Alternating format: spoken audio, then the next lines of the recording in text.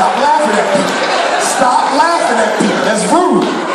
That's real rude. No snitching out here. You rude right there. He's rude. And then the Jehovah's Witness brothers got to get with the Seventh-day Adventist brothers. And the Seventh-day Adventist brothers want to get with the Roman Catholic brothers. And the Roman Catholic brothers want to get with the Nation of Islam brothers. And the Nation of Islam brothers going to get with the Guys and Earth brothers. And they're going to get with the Nuwapian brothers. And they're going to get with the Black Hebrew brothers. Then we got to get with the brothers who believe in the Martians, who live under the earth brothers. Okay? Okay? And then they're going to get with the people who live on the moon brothers. Okay? And then we all going to sit down and come up with a plan to take our hood back, and ain't nobody going to start pushing nobody's religion on each other. Right? That's the only way we're going to do it. It got to be non-religious. Okay? But here's the problem with taking back the hood. Y'all know the number one problem with taking back the hood? Our young men, our teenagers, know that we scared of them. Did y'all hear? Ladies, am I wrong, ladies?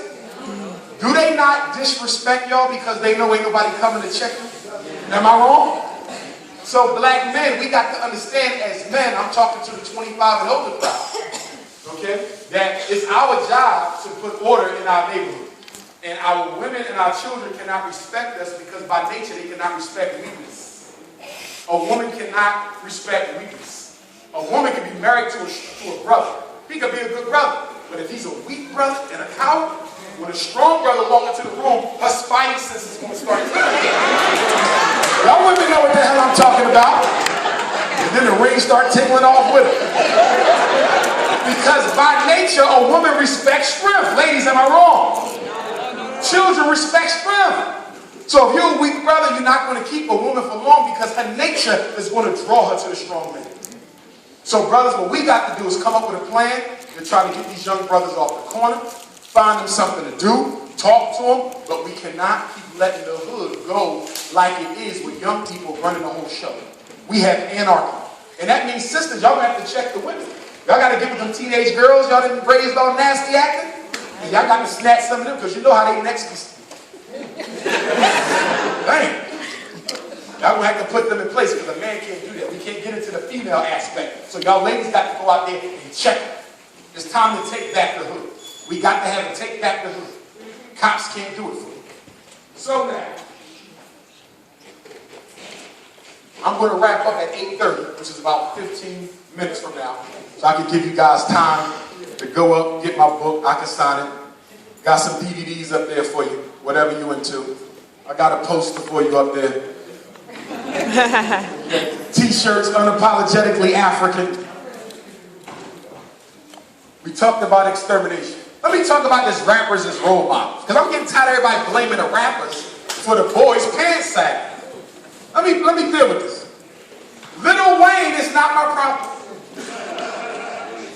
50 Cent, 2 Chainz.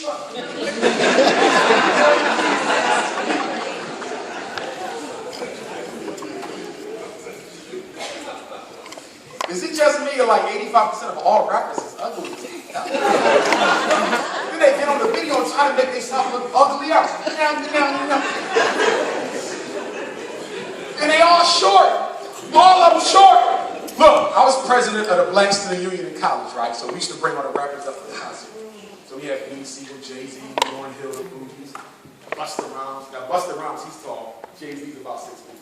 But most of them dudes are midgets. No, I'm serious. My favorite rapper was Tretch. You know what he by nature? When I was around.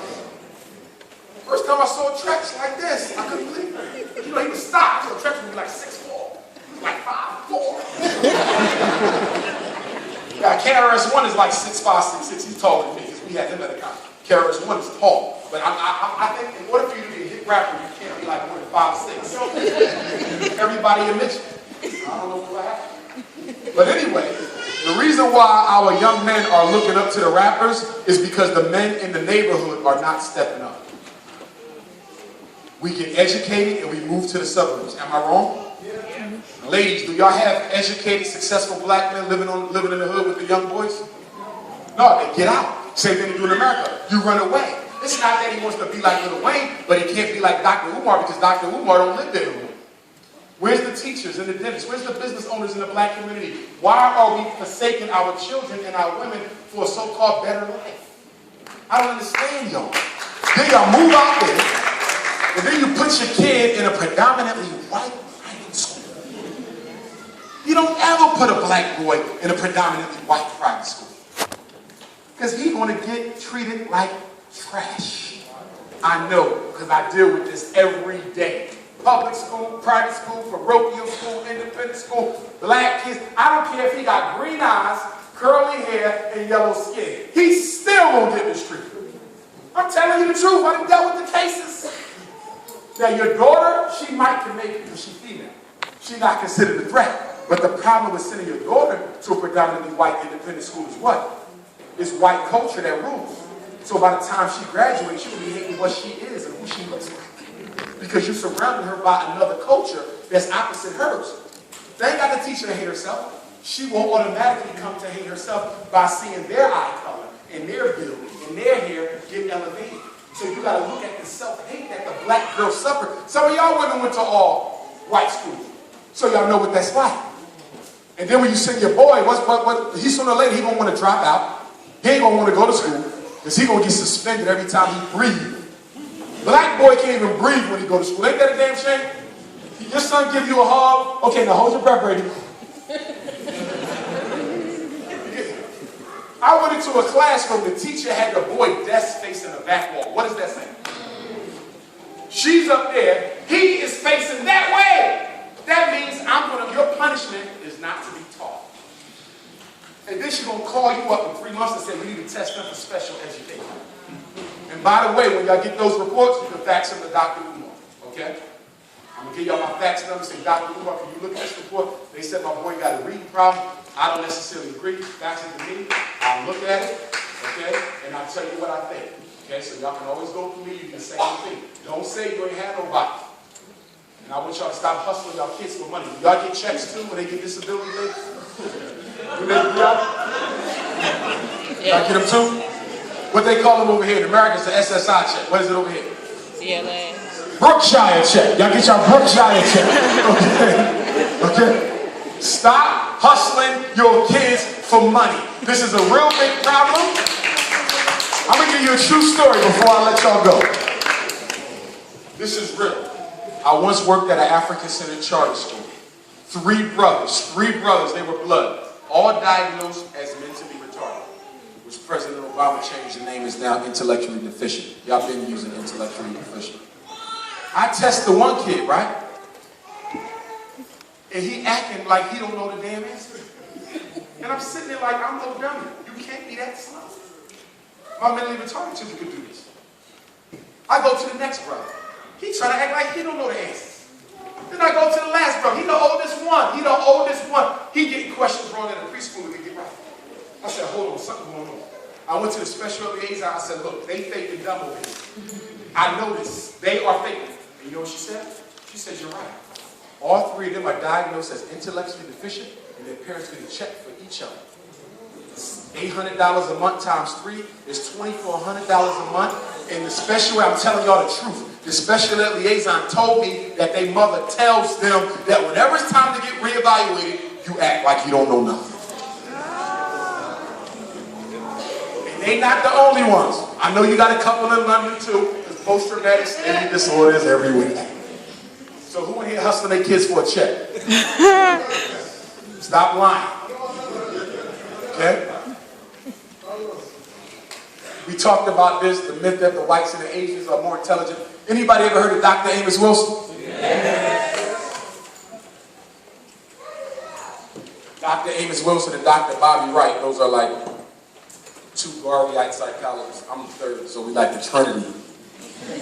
But anyway, he wrote a book that I want y'all to read called Developmental Psychology of the Black Child. Read it. It's a yellow book with red letters. Developmental Psychology of the Black Child. What did Amos teach us? Your great Pan-Africanist psychologist turned ancestor. He said that he did research on IQ tests that the white folks did, right? He found a test that they didn't want to use. And what did he find? On white people's tests, he found that the black kids who were tested outperformed inform the children of the other races, the younger they were tested. He found that when you measure true intelligence from birth to about the start of formal education, our kids do better than everybody else. But listen to this. This is going to blow your mind. This part ain't Amos Wilson. This is me. This is what I found. And it's been substantiated by white science. The average IQ score of a black child in America, in Canada, in the UK, or the Caribbean, the average IQ score of a black child in a European country will go down every year that he or she goes up in education. That's today. That's today. Let me say this one more time. The average IQ score of a black child goes down as their grade level goes up. Do you know what that means? That means the longer your child is in school, the dumber they become.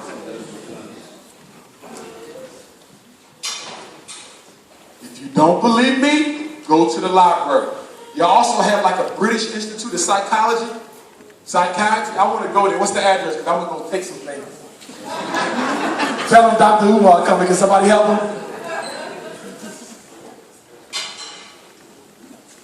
I'm going to end on this one. White female teachers and black boys. And I need to make sure y'all don't misunderstand me.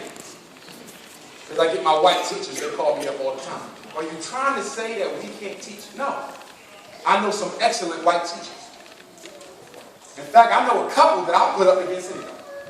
Yes, I know some excellent white reading teachers. I know some excellent white history teachers. Excellent white math, science. There's good white teachers. I'm not saying that. I know them. What I'm saying is that as a black boy, whoever teaches him has to understand what he's going to experience when he graduates, so he can be prepared not to get a job, but to survive white racism and differential treatment. Are y'all following me? So when we say that the black child needs a black teacher, we're not saying that whites can't teach them math, science, history. No, we're saying that you cannot teach them how to survive white racism because you've never suffered under it. Do y'all see the difference? We're talking about a total education of the black male that prepares him to survive white supremacy. What happened to Trayvon, which I'm going to talk about tomorrow at the Venture Center, we're going to get into that. That was horrific. But had Trayvon been taught white supremacy, he may have had another escape plan from Zimmerman. Are y'all following me? Trayvon did not know that Zimmerman would be found innocent after he took his life. Was Trayvon guilty? No. But his community was guilty of not teaching him the enemy's laws. And that's why I'm working on a book for Intro to White Supremacy for black children. Because y'all not teaching them. I need your son to know that this ain't being done to you because you've done nothing wrong. This is being done to you because you are a descendant of Africa. And all male descendants of Africa are considered threats to the global European power structure.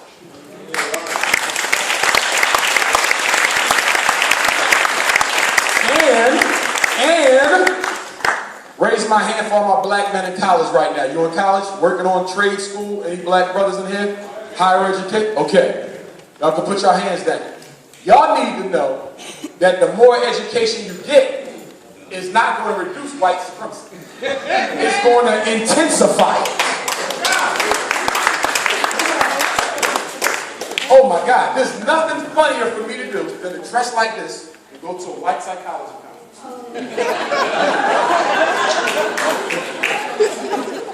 Can we help you? Yes, I'm the keynote speaker.